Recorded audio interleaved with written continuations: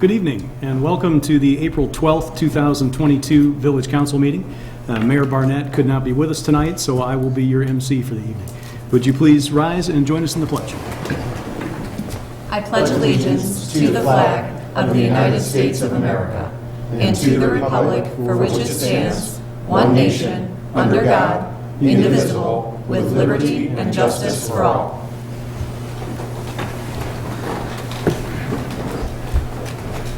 Thank you all very much. Could we have a roll call, please? Mayor Barnett. Commissioner Jose. Here. Commissioner Wallace. Here.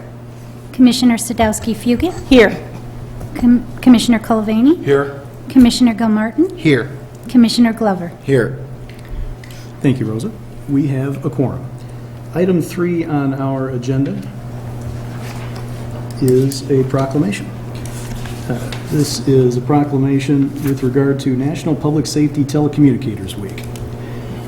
Whereas, emergencies can occur at any time that require police, fire, or emergency medical services.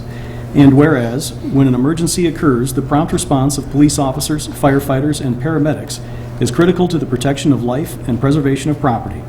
And whereas, public safety telecommunicators are often the first and most critical contact our citizens have with emergency services, and the safety of our police officers and firefighters is dependent upon the quality and accuracy of information obtained from citizens. And whereas the DuPage Public Safety Communications Center, known as DUCOM, serves the public safety communications needs of the village of Downers Grove and surrounding communities. And whereas, while enduring long shifts and handling frequent life and death emergencies, DUCOM dispatchers set high standards in performing their duties in a dedicated, diligent, professional, and compassionate manner. And whereas DUCOM dispatchers provide a critical communication link between the residents of Downers Grove and police, fire, and emergency medical service providers. And whereas DUCOM dispatchers efficiently coordinate emergency services to ensure the health and safety of our residents, visitors, and travelers in our cities, towns, villages, and on our highways, 24 hours a day, 7 days a week. And whereas DUCOM dispatchers are rarely visible to the public while performing an exceptional service that deserves praise and recognition. Now therefore, Robert T. Barnett, Mayor of the Village of Downers Grove, does hereby proclaim the week of April 10th through 16th, 2022 as National Public Safety Telecommunicators Week in the Village of Downers Grove, and commend the devotion, compassion, and understanding and professionalism of DUCOM dispatchers, dated this 12th day of April 2022 at Downers Grove, Illinois.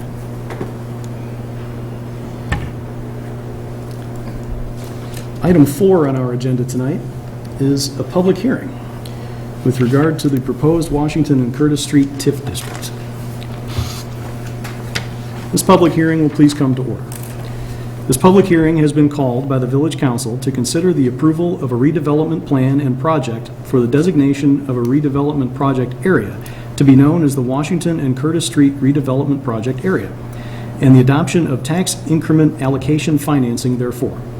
On January 11th, 2022, the Downers Grove Village Council adopted ordinance number 5912, proposing the Washington and Curtis Street TIF, setting a public hearing and calling for the convening of a joint review board. Notice of this hearing was published in the Daily Herald on March 17th, 2022 and March 18th, 2022. Pursuant to the provisions of Ordinance 5912, a joint review board was established which met and prepared a report, which report has been submitted and made a part of the record of this hearing. The proposed redevelopment plan has been on file with the Office of the Village Clerk since December 23rd, 2021 and amended January 6th, 2022. I would like to summarize the procedures which we will follow for tonight's public hearing. First, I will ask the village manager and staff to summarize the proposed Washington and Curtis Street Tax Increment Financing District. I will then ask if any member of the council wishes to make a statement or ask a question. There will then be an opportunity for members of the public and affected taxing districts to make objections or give statements or comments, or to submit written statements, objections, or comments for the record. There will then be an opportunity for members of the Village Council to ask any final questions or provide any final comments. Thereafter, I will close and adjourn the hearing. At this hearing, witnesses will not be sworn, and a verbatim written transcript of the statements or testimony given at the hearing will not be prepared.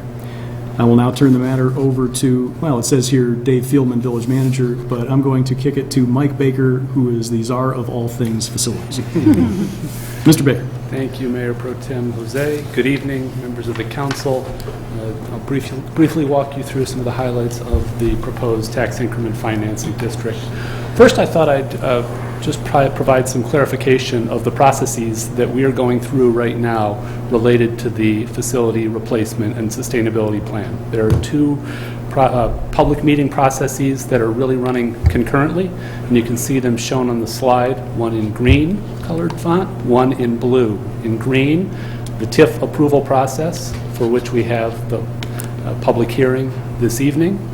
Afterwards, that'll proceed to the council for first reading on May 3rd, and then the vote on the 10th of May. In the blue, we're going through the zoning approval process, which to this point has involved a neighborhood meeting and last week a public hearing at the Plan Commission meeting. That will also come forward for council consideration in early May, but I just wanted to clarify these two separate but also very important processes that relate to the facility replacement and sustainability plan. As it relates to the TIF approval process, this map shows the boundaries of the proposed TIF district. One thing to note, all of the property within the boundaries is village-owned, either village-owned civic center property or village-owned right-of-way. And I think the key points to emphasize related to the tax increment financing, redevelopment plan, and project, this represents the funding mechanism for the collection of property tax revenue from the land to be sold to a private developer. This is a portion of the Civic Center property. This has been long discussed as part of the facility replacement and sustainability plan. And so the tax increment financing is the mechanism by which that revenue can be collected and then pledged to support the project. Again, it was the very reason for creating this TIF was to support the facility replacement and sustainability plan.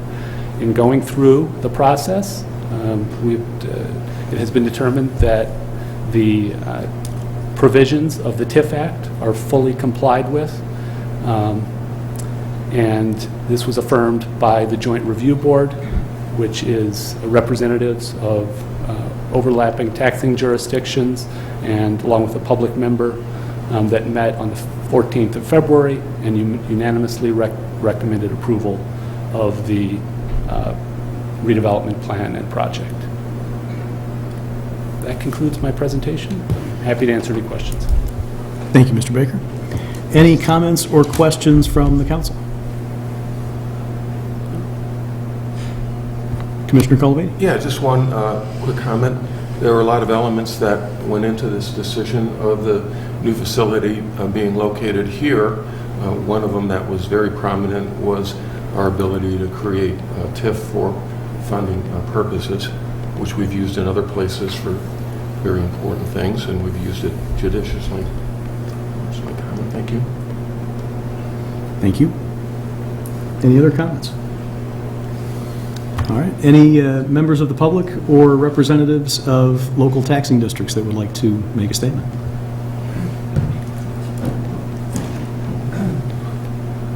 My name is Marshall Schmidt. I would like to comment. As many of you know, I've been focused on the Longfellow development. There are two aspects of this that are relevant to that. The first is because you're creating a TIF district, the money that would have been collected by the school district, as I understand it, will go to the reconstruction or the construction of the new facility plan, which I'm not saying is necessarily a bad thing, but for the record, when the referendum comes before the public on the school district, I want to make sure that the record is clear that money is being diverted from the schools to build this new facility, which is going to house the school district administration building as well. The second comment I'd make is that one of the parallel procedures that's going on is a neighborhood meeting, and you're also considering another proposal tonight where there's going to be a neighborhood meeting to discuss the impact of the actions of the village council on the neighborhood. And I'd point out that with regard to the Longfellow development, when we raised the question about the zoning ordinance, there was a categorical refusal on the part of every village council member that was asked to conduct a neighborhood meeting to talk about that.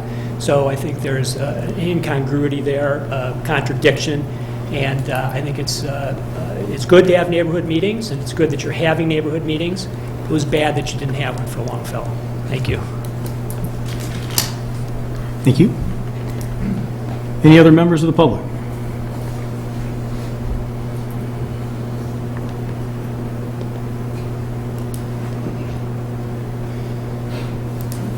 David Rose. I'll second what Marshall said on both points. I also am disturbed by the idea that in spite of its legality, there's an apparent need to do this without any laying out of scenarios of the implications financially on the overall situation as it affects both school districts and the village council going forward.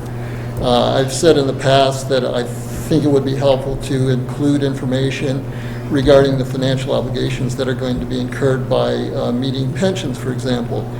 See no attempt on the part of the council to call to attention for village residents' sake what the consequences are of any of these activities that are going on in the village. The bond issue that the school district we think is going to be floating, the situation here with village council finances. I also am concerned that what has been overlooked in the past and apparently is superfluous to deliberations is the consequence of having the TIF district going forward should the district actually not succeed, and the financial implications that will carry for village residents as well.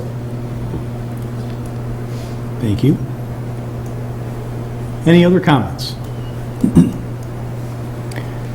All right, I'm going to bring it back to the council. I'm going to start by clarifying a couple of things. First off, the reference to a referendum earlier does not apply to this project. There might be a referendum by another taxing body, but it will not be by the Village of Downers Grove. School District 58 will be housed in this facility, we hope. I don't think that's a completely done deal yet. I'm seeing Mr. Fieldman and Mr. Baker nod their heads. But that really has no impact on whether or not we're moving forward to the project. And further, with regard to the school districts, because this property really has no property tax paid on it, it's all owned by the taxpayers right now, the immediate impact on the school districts is going to be zero. There may be additional residents down the road who then attend District 58 and District 99, living in the apartment complex that we anticipate to be built on a portion of the land that we own and will sell. But that is another piece that is down the road. But because this project and this land is currently owned by the taxpayers, there will be no immediate impact on our taxpayers.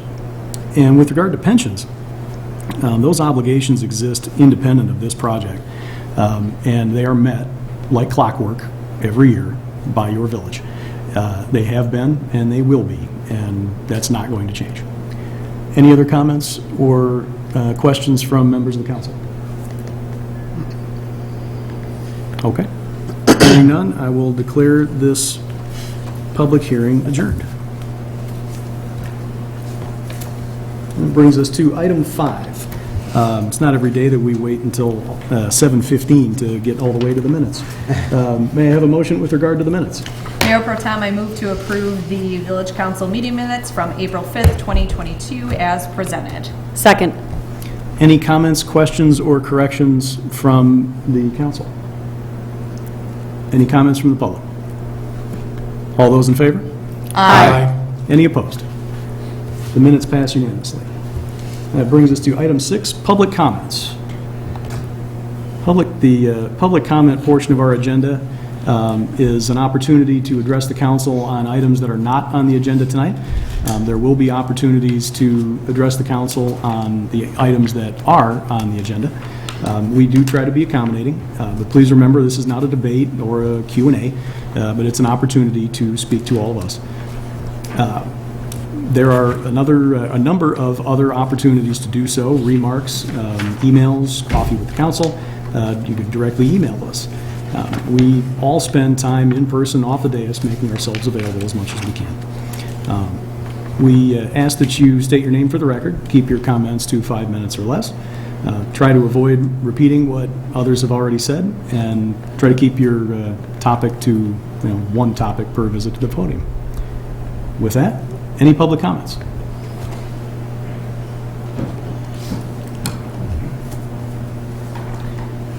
Again, my name is Marshall Schmidt. I was unable to attend the meeting last week, so I'm going to take 6 instead of 5 minutes. No, I don't think you will. Well, you can cut me off if you want. It's your Okay. choice. Several weeks ago, the developer of the Longfellow property destroyed approximately 30 massive trees to make room for 12 homes that this council enabled by amending its ordinance in February. By my calculation, over the course of 3 days of cutting huge oak trees and grinding stumps, the village lost about 3,000 tree years. The property looks like a bombed-out battlefield with tiny signs marking where each of the 12 homes will soon be built. The signs eerily resemble tombstones that symbolize the loss of the trees and the last open land that was part of Pierce Downer's farm. A fence has now been erected around the property in anticipation of closing the sidewalk in part of Montgomery without compensation to the neighbors. I invite village residents to drive by to witness the carnage inflicted on this part of the village. It puts into context 4 myths spread by this council. First, several board members relied on the stormwater provisions of the zoning ordinance to comfort residents of the neighborhood who are apoplectic about the flooding that is likely to result with the building of 12 new homes on open land. The members contended that the stormwater provisions are sufficient to address the flooding. But it is a myth that the stormwater provisions were intended to be a standalone measure to prevent flooding. The stormwater requirements were always intended to work hand in hand with revised lot width requirements to reduce density of building, which is obviously correlated to the amount of stormwater runoff. 8 homes would have been less of a problem than 12. By gutting the lot width requirement for large developments like Longfellow, however, the council undermined the stormwater provisions that it so zealously invoked. The destruction of the trees is not, as far as I can tell, addressed anywhere in the stormwater ordinance. The developer does not need to take extra steps to compensate for the massive amount of water that the destroyed trees cannot absorb now that they are gone. This gap in the ordinance is yet another reason to believe, despite this council's blind reliance on the stormwater ordinance, that the Longfellow neighborhood will suffer flooding for years to come based on this council's action in February. Next week, I will address the plan approved to address the stormwater problem, which even the village staff has admitted will not necessarily prevent further flooding in the neighborhood. The next myth that at least one member of the council invoked was that the developer could avoid the ordinance as originally written by selling off lots individually. As a lawyer from the village confirmed before the amendment, the developer was unable to avoid the previous ordinance in this way because the developer needs to benefit from the large amount of impervious area on the existing lot, which is concentrated in and around the existing building.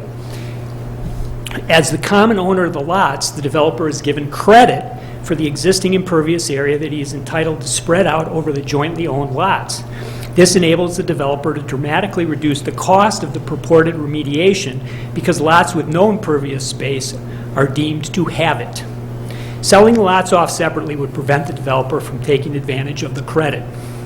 The third myth is that the Plan Commission voted 7-0 to not recommend the amendment to the council because the Plan Commission wanted the council to make the hard decisions. Such an argument is at best disingenuous.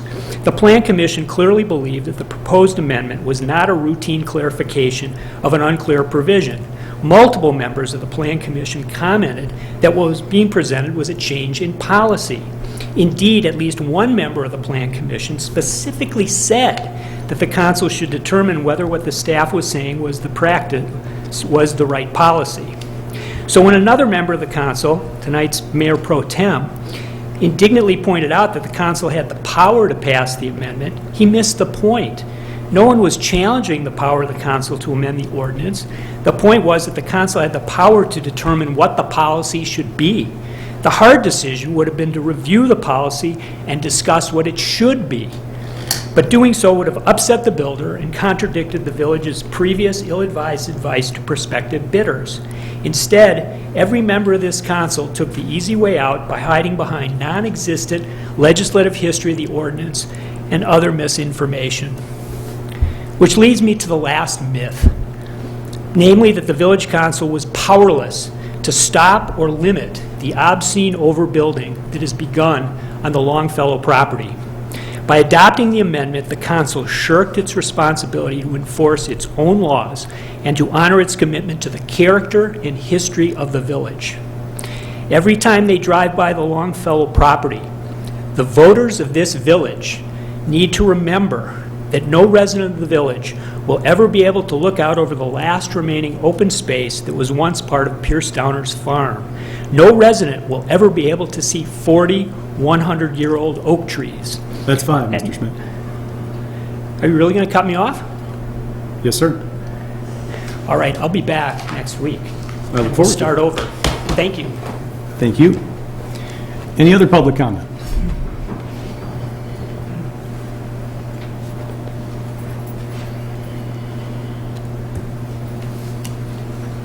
Julie Bredhauer, 4909 Montgomery. Also wanted to speak about Longfellow. The fence went up today, obviously in preparation for the destruction of the building. The fence is on public property, and it cuts off our access to the sidewalk. I'd like to ask that that be moved, or is there some sort of, I don't know, remedy to the taxpayers for the lack of use of that public area? Because it's just one more indignity that we're suffering. And I don't know who has a twisted sense of humor, but somebody from the village put up a tree protection area signs all over the fence, and we don't appreciate it. It's just another slap in the face. Thank you. Thank you. I know we received another inquiry with regard to the fencing on Montgomery. Dave, could you pass that information along as well? Thank you. Any other public comments?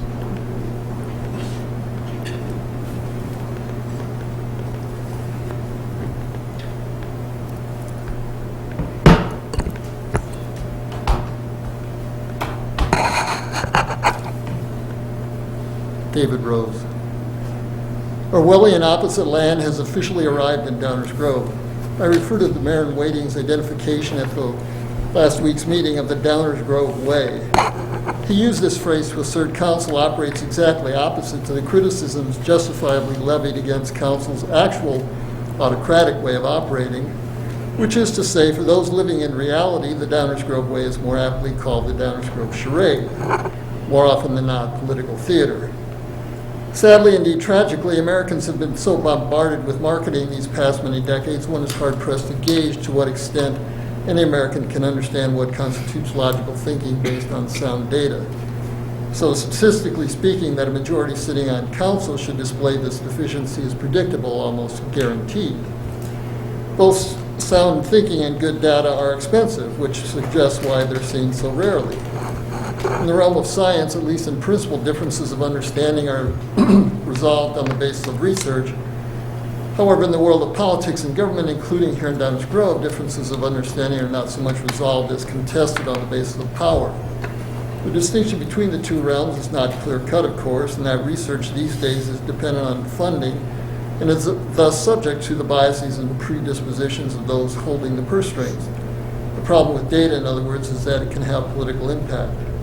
Indeed, one indicator of government in a nation in decline is its increasing resort to charade and theater when making decisions.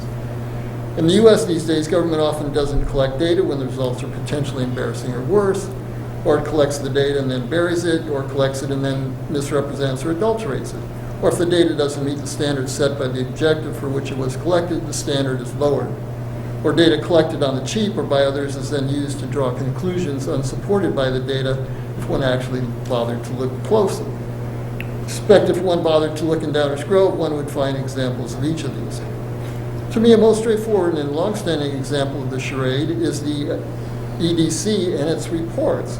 As far as I can tell, the report's sole purpose is to give residents the impression EDC is worth the hundreds of thousands of dollars council spends on it.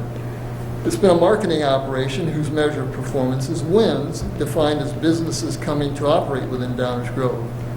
As with environmental sustainability, council has no goals and no metrics when it comes to the EDC. Thus, the impact of EDC reports on council's planning might be described as mysterious if one were sympathetic, non-existent if one were not. Most troublesome recent examples of the charade are the Longfellow case and the Forest Avenue situation. Both showed council's meeting procedures, to use the vernacular, suck. And because they suck, they can leave a bad taste and lots of ill will, and yet council refuses to acknowledge they're a problem. Why do they suck? Because they're not structured to promote engagement and exchange of ideas and information that advances the cause of good decision-making.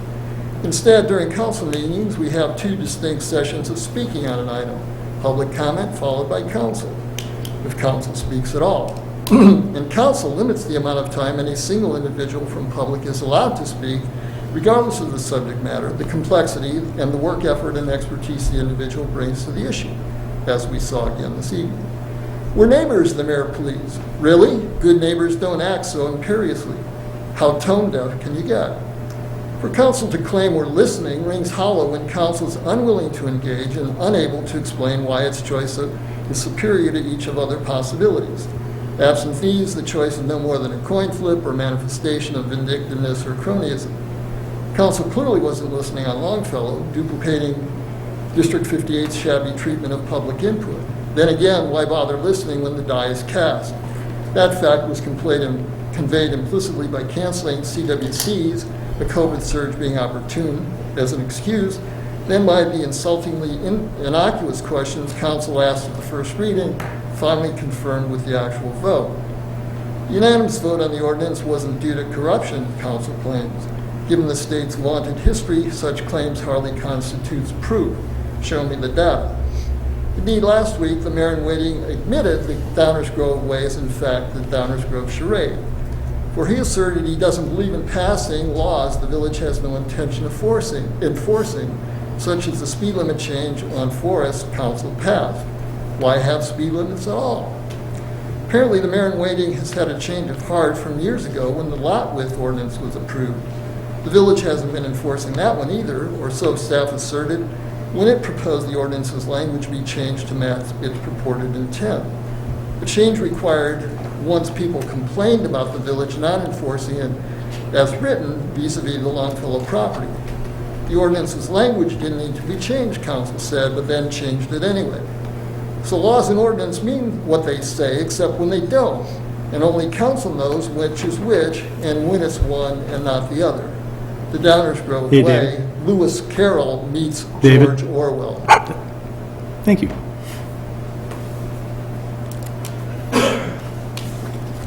At least we keep 5 minutes closer to 5.5. That brings us to item 7. I'm sorry, is there any other public comment?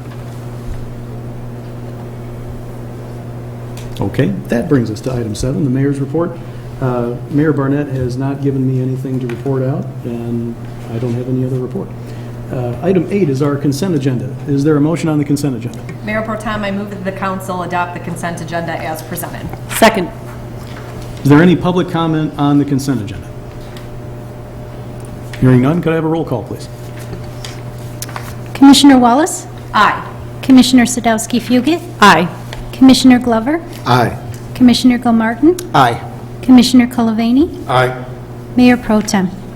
Aye. That matter passes unanimously.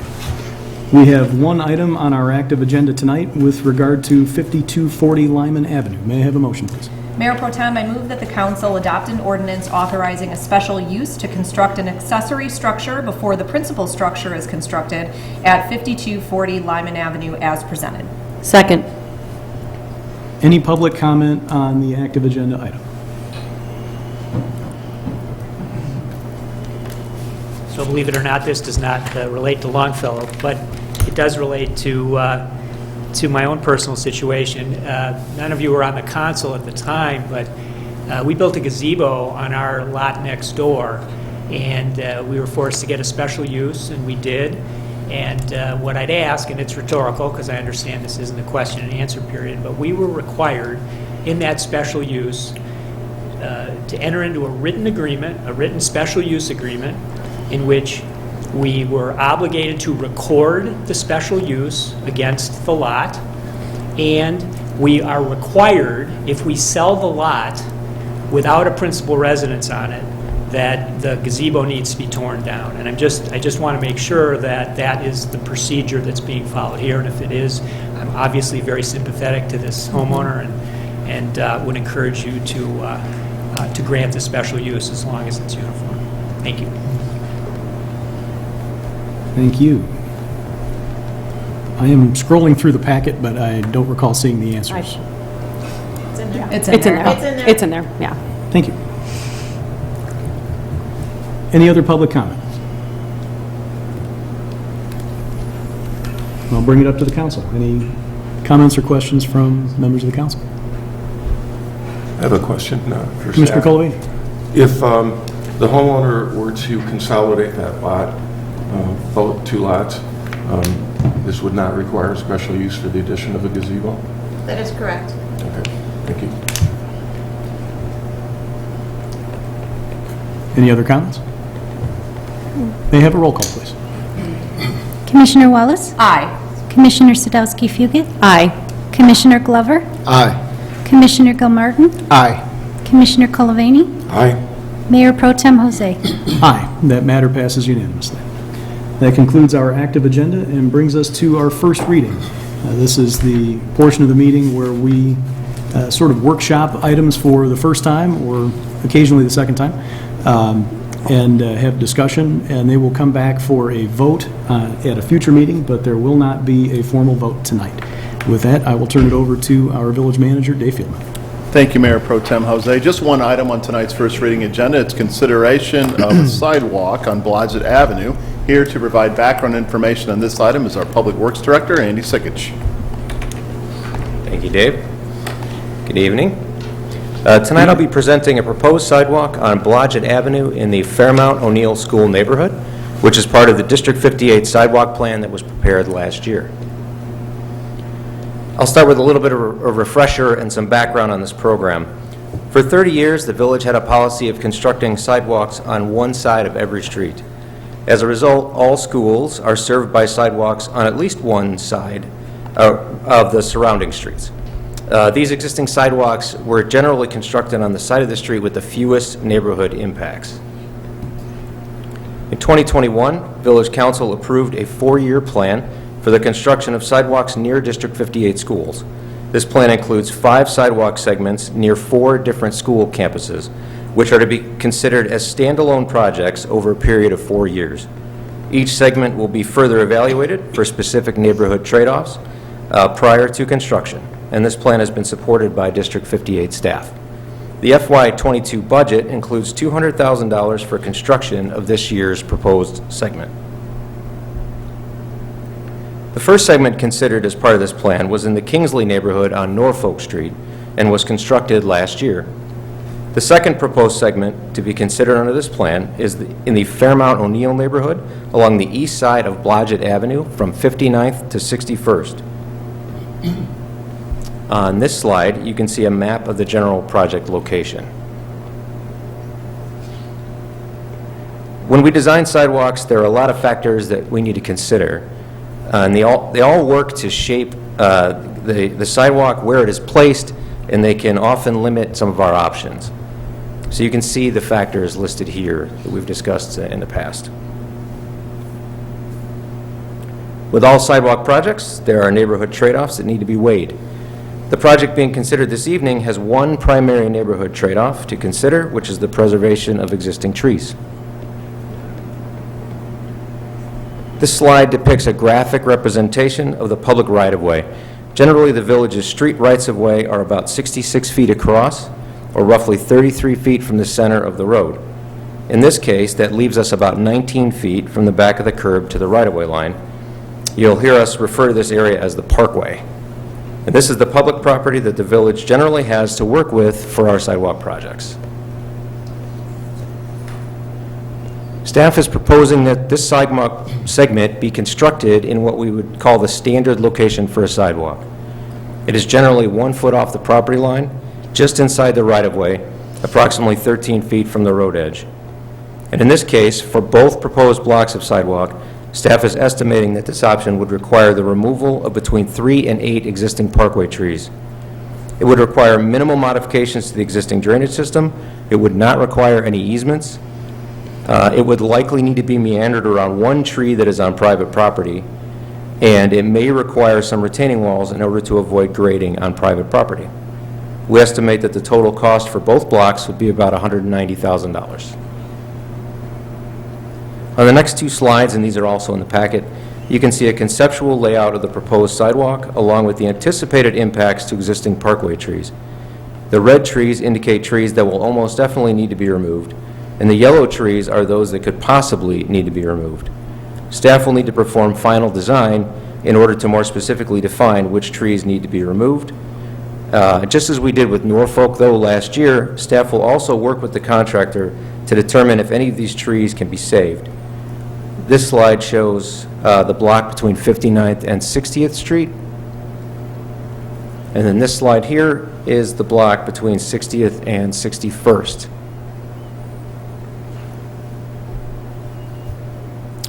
These next three slides show the three trees that staff believes will likely need to be removed as part of this project. This is the first tree here. This is the second tree. And in the distance there, you can see the third tree. Sorry about the photo, it's not the best. This slide here depicts the one tree that is right on the right-of-way line, but it is mostly, as you can see, on private property. So typically, we would need to meander the sidewalk around this in order to save that tree, as shown there in the slide. And this just shows what a typical sidewalk in the standard location would look like on a similar street. So this should look somewhat familiar. This schedule is very similar to what we used for the Norfolk sidewalk last year. We are on the highlighted step tonight, which is Village Council's, actually that would be next week technically, which is Village Council's consideration of the proposed option and trade-offs and direction to staff to perform final design and bidding. Once given direction to proceed, staff will host a neighborhood meeting.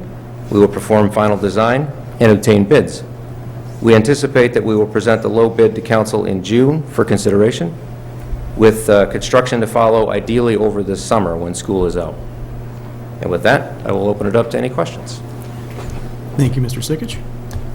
Any questions from members of the council?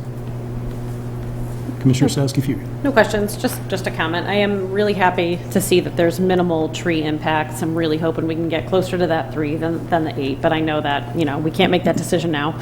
And I appreciate that you mentioned that we'll see if any can be moved. I know that there were considerations of that. I cannot imagine that either of those large conifers will be able to be moved, but maybe potentially that third one. And I also appreciate saving that private property tree that I know we've talked a little bit about boundary trees in the past, and so I appreciate that we're working towards that. Very familiar with this stretch as my daughter goes to Fairmount, and I drive it regularly to pick her up from her after-school champions program. And I am glad to see that we're going to improve safety a little bit. I know we did recently have a resident contact us about parking along Blodgett on the west side of the street. And so there were some safety concerns if kids were crossing kind of around there. And so it'll be nice if they'll be able to have another option to go south on Blodgett and then be able to cross at the crosswalk that's right across from Fairmount. So it's just nice to see some of this safety with minimal tree impact. So thank you for all these considerations. Thank you. Commissioner Colavani. Yeah, I'd like to mirror Commissioner Sadowski-Fugit's comments, and also pleased to see that. My logic won't change for this decision. We thought about this long and hard when we had to do Norfolk and came to that conclusion, so I presume I'll make the same consideration for this. Generally speaking, this was a problem with that one tree that was planted too close to the right-of-way. I guess my comment is that there are large segments of Downers Grove where there's only one tree, and I would trust that our new planting policies would put them further in the right-of-way, so we wouldn't have to destroy those trees in the future. Thank you. Thank you. Any other comments? I'd just like to echo my fellow commissioners. I think it's the right decision to put it in this place. The loss of trees is unfortunate. I am confident that we will try to minimize it to the fullest extent, and that we will try to replant as many as we can later on. So, thank you very much. Any public comment, questions?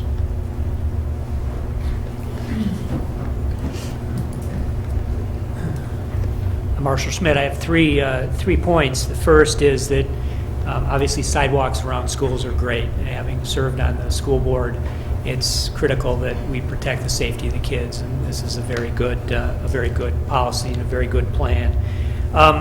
The question I have is, seems as if you're going to extreme measures to protect the private tree, which obviously I believe is a good thing, but looking at the drawings quickly, it seemed to me that there were ways to meander around those 3 trees, and I'm wondering if the same effort is made to save the trees on the Parkway that are made to save the trees on private property.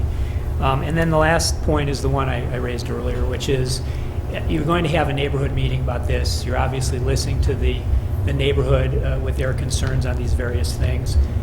We don't understand why this village council refused to have any neighborhood meeting with regard to Longfellow. It appears to us that the village council holds neighborhood meetings when it's convenient and when the thought is there isn't going to be a lot of objection and controversy about it. But when things get controversial, the village council does not hold those meetings. And that's not good government, it's not good policy, and that needs to change. Thank you. Thank you. For the record, the village council holds neighborhood meetings when they're called for by our ordinances and our policies, and when it comes to changes to the zoning code, they're not typically called for. Any comment with regard to meandering around Parkway trees? Yeah, we always look to preserve trees when we can with this design. We'll take another look at it between this week and next week, and if there's an opportunity to do that safely within the policy boundaries that the council established on Norfolk and now this, we'll present that. So we'll have further information on that next week. Very good. I'll bring it back to the council one more time. Any other questions or comments? Okay. That concludes our first reading, I believe. Thank you. Thank you. Manager Fieldman, I'm going to throw it right back to you. And I will throw it right back to you, Mayor Pro Tem. No report tonight. All right. That brings us to council member reports, item 12. This is an opportunity to report out on goings on in the community and any information you might have about some of our fellow taxing bodies, governing bodies, things of that nature. I will start with Commissioner Colavani. Good evening. Just one report. The Downers Grove Historical Society is sponsoring a tour of the Tivoli on May 4th, and those tickets are available online at downersgrovehistory.org. Thank you, Mayor Pro Tem. Commissioner Sadowski-Fugan. No report, Mayor Pro Tem. Commissioner Wallace. I have no report. Thank you, Mayor Pro Tem. Thank you. Commissioner Glover. No report. Thank you, Mayor Pro Tem. Commissioner Demore. No report. Thank you. I wasn't planning on saying anything, but if you get a chance to take the Tivoli tour, it's really cool. I had the opportunity to do it with my daughter when she had a tour as part of, I want to say she was in kindergarten. It is really neat to see the behind the scenes at the Tivoli. So if you can make it on May 4th, go. With that, may I have a motion to adjourn? Move to adjourn. Second. All those in favor? Aye. Any opposed? We are adjourned. Thank you very much, and good night.